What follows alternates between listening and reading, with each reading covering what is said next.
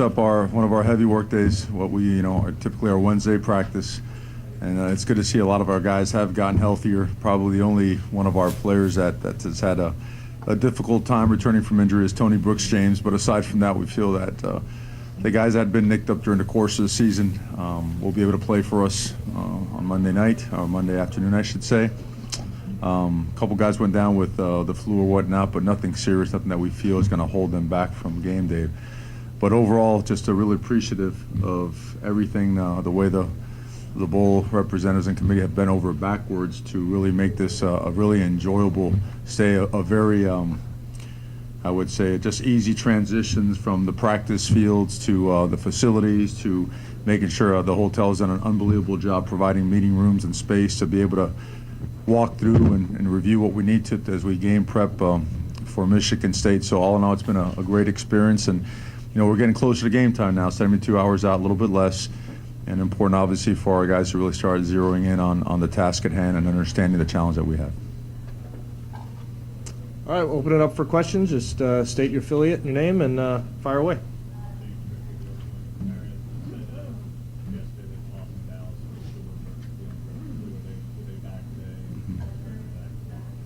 Yeah, Austin Dallas were full go today. Schooler was still a little bit run down, so we held him out from a precautionary standpoint, but don't expect any issues with him. We still have 2 more practice days leading up to the game. We expect Brendan to be back full go by tomorrow.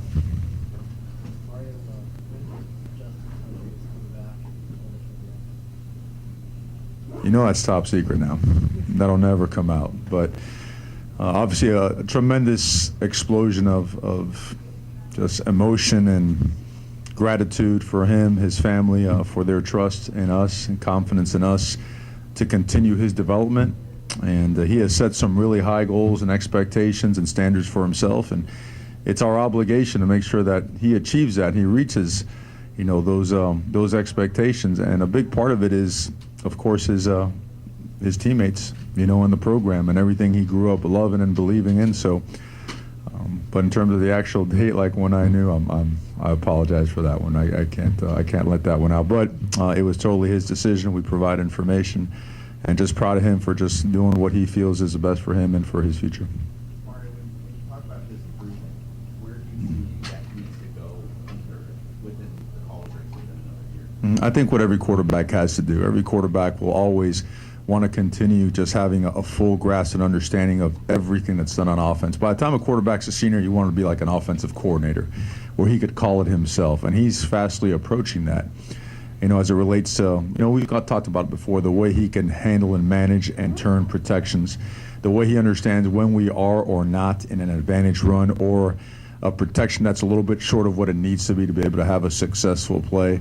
I think he's done a great job of communicating with us what he likes against particular coverages. So all that, I think, is continuing to get better and better. He's also continuing to step up as a leader, which I know it's something that, every quarterback, it's right, essential for a guy to be able to lead the room. He's doing a great job with that as well. So we want to, we want to keep also enhancing the supporting cast, the ability to develop more playmakers around him, to be able always to protect him better, but to challenge him, really, to challenge him to be able to do everything, the great ones can do, and we feel he's well on his way there. Mario, Warren Williams, Mario Football News. I know you want to do the best for the players, for themselves and for their families, but how significant is that, having that much time, knowing that he's going to come back? I guess that gives a lot of unsettled, what could have been unsettled news for the coaching staff to know that he's going to be back next year. No, it's tremendous news, right? Without question, you arguably one of the best players in America, is coming back for his senior season, and a guy, even more importantly, it's a guy that doesn't just feel he's arrived. It's a guy that he prides himself on improvement. He prides himself on getting himself and those around him better, and knowing that he is coming back intact with, I believe, we return all 11, or could return all 11 starters on offense. It's something that you always strive for, right? You always want to stack and layer your program from a recruiting standpoint, a personnel acquisition standpoint, where you could have a junior and senior laden offense and defense. And now we have that opportunity. And so it really bodes well for him, for us, for the offense, for the team, for the future of the program. A lot of things really falling into place with that announcement. And, you know, I think saying that we're thrilled is the understatement of the year.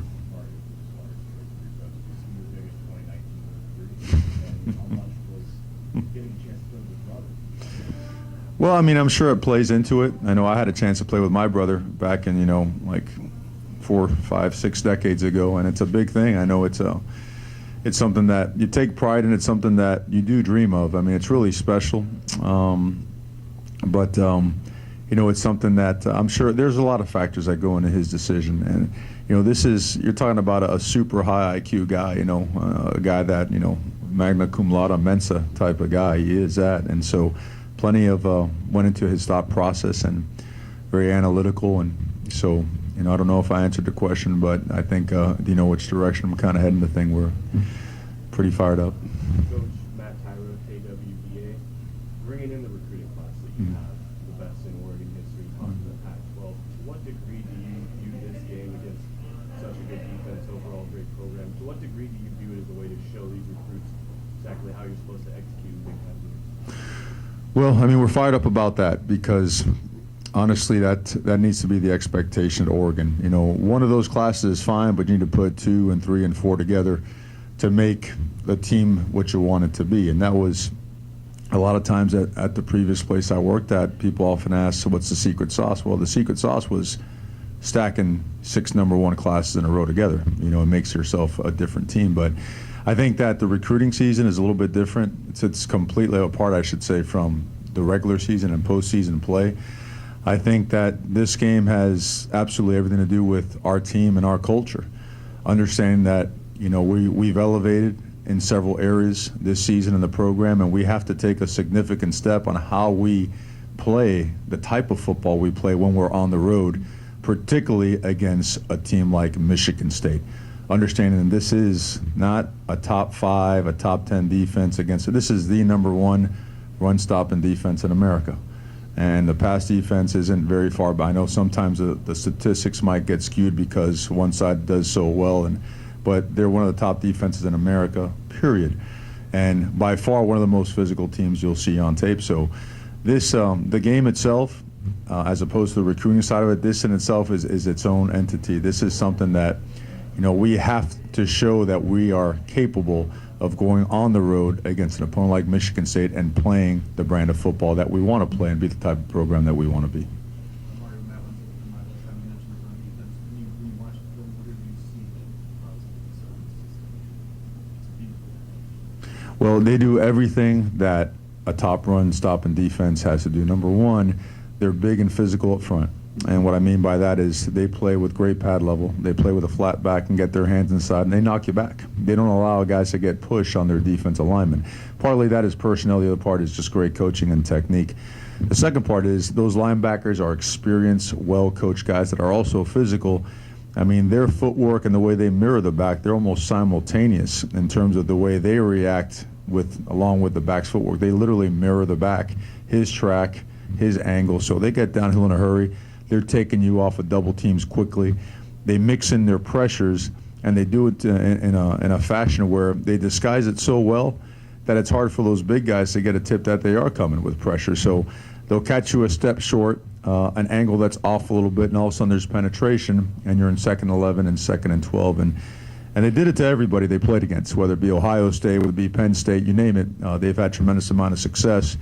The thing that often gets kind of lost in the whole thing is their offensive line is equally physical, and when they get it rolling, they're equally as effective as any of the other teams in the Big Ten. So we certainly respect and give credit to both sides, and that's why we have been training and working the way we have. We understand that this certainly is a different kind of test that we're facing. Mario, what's the difference between this year's bowl week and just last year when you guys were coming off? I mean, you were still in the middle of the recruiting period. Yeah, well, yeah, it was transition. I don't know if it was 10, 11 days out. We didn't know who was coming, who was going, you know, in terms of, you know, our staff, our people in the building. You know, it was pretty chaotic. It really was. And because it was the first year of the early signing period, we really couldn't get out and make contact with those recruits to just reestablish or firm up the relationships we had. So we tried to squeeze in a visit right before we went to Las Vegas, and it was, I guess, organized chaos describes it best. That's what it was. That's what it was. We did our best, you know, and we never pointed any fingers or gave any excuses why we didn't play so well or why, you know, it was tough to manage the recruiting side of it. You know, you're dealt those cards and do the best you can, and we did. We truly did. We just certainly we feel a lot more, I would say, settled now being a year in, having just a regular process leading into the contact period, signing day, and still having your time to prepare for your opponent. So two very different processes as it relates to the opponent and bowl time. There's been so much talk today about next season with Justin coming back and the potential of 11 offensive starters in the recruiting class. How do you kind of compartmentalize that and get guys focused in on? Sure. Well, I think Justin did that for us by making his announcement before we left Eugene. I mean, that's what he wanted to do. He wanted all the focus to be on this game, and our players have. They've done a good job with that, and so have we. And we've. It's very easy once you look at the opponent. Just when you mention the name of the opponent and then you watch them on tape, it's there are no distractions. We recognize, you know, how good they are, and so our guys have done a really good job making sure that we're paying attention to the details that are required to prepare the right way for a game like this.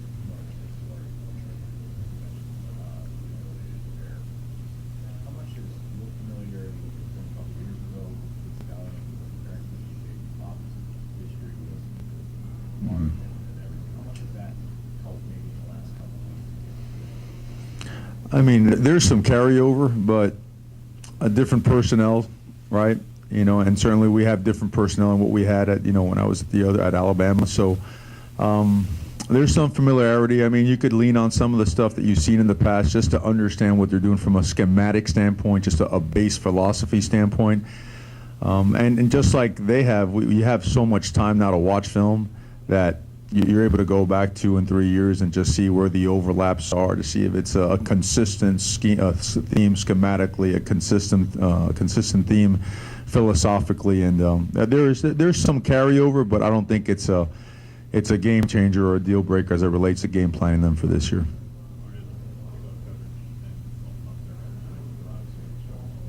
Mm-hmm.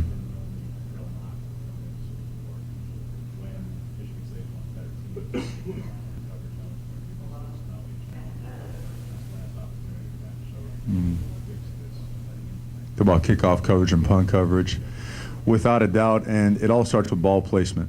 I'm a big believer in that, and we have been very inconsistent in how we place the ball and how we kick it. Now, we still stand by our guys. I don't ever want to come up at a press conference and say, hey, this guy's doing poorly or that guy's not doing his job. It's not what I'm saying at all. But we work at it together. The ball has to be placed better, and we have to be more physical in the way we attack the point of attack. So it's been a huge point of emphasis. We recognize it. Our return game was certainly better than our coverage teams, and it's a little bit of both the ball placement and the actual coverage teams themselves. With a couple guys back healthy, we expect to do a better job and recognize that these guys are really good at what they do.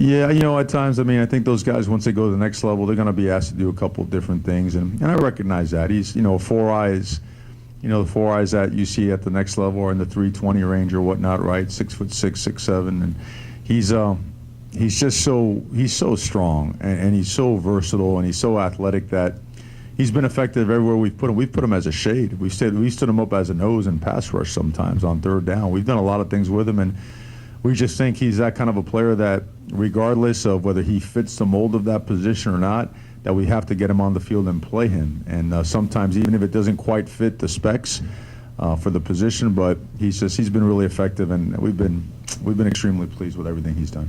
Coach Matt Tyler, KWBA, getting Kalana back obviously helps in the middle of the defense in terms of what he brings, but just as a person, as a player, being this senior year, you kind of sense that gets everybody a little bit more involved, a little bit more excited when he's out there? Yeah, if you know Lana, you'll know what an awesome presence he is in every way, shape, or form imaginable. So having him back has been a huge boost. You especially feel it in practice because he does have that kind of juice and that kind of energy, and he gets everybody going, and everyone knows that everything about him and from him comes from the heart. There's no lie or head faking or nonsense to him. He's all about doing it the right way and being real about it. So having him back has been great. I know he's tough to block, so our offensive lineman may not be as pleased as I am that he's back, but it's awesome to have him back, and we expect him, and he expects himself to go out there and play his best football. Matt, thank you 24/7 Sports. You talked about preparing for Michigan State. How much is the off-the-field coaching staff, guys, your analysts have helped in that? I think you guys have had a program with that many guys in that position. How much of an impact? Well, it helps when you're during the contact period, when you're trying to finalize the recruiting class and firm it up. When you come off the road, you have to jump right into practices. In fact, our last official visit included 3 practices. Well, our guys literally got back into Eugene, what was it, midnight Thursday night to start a Friday a.m. official visit.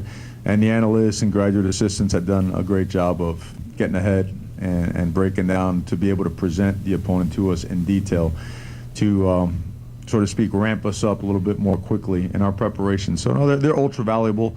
And guys like all those guys, Gilbertson and Chance and Langsdorf. I mean, they've all Kwame. They're exceptional at what they do, and they certainly we appreciate them. Do you expect to expand that number of guys on the field? Well, it depends on we'll see. I mean, those things are always helpful. They are. I think college football is going this way instead of that way, and kind of see what the trend is and how it goes. There's something being tabled as it relates to the analyst with the NCAA where they might actually be able to coach during the week but not coach on game day, which would be probably a game changer of sorts in terms of the way you stack your coaching staff, and your flow chart as it relates to your program. So we'll see. We're certainly, there's so many things going on, as you can see, but quite honestly, guys, with as much as we have to prove as a program, our complete focus has been strictly on the opponent and the game that we have coming up, and it needs to be.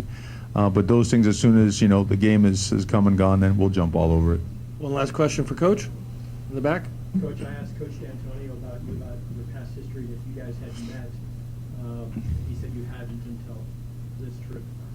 Your impressions of his coaching style and of him personally? Well, I mean, it's hard to say that.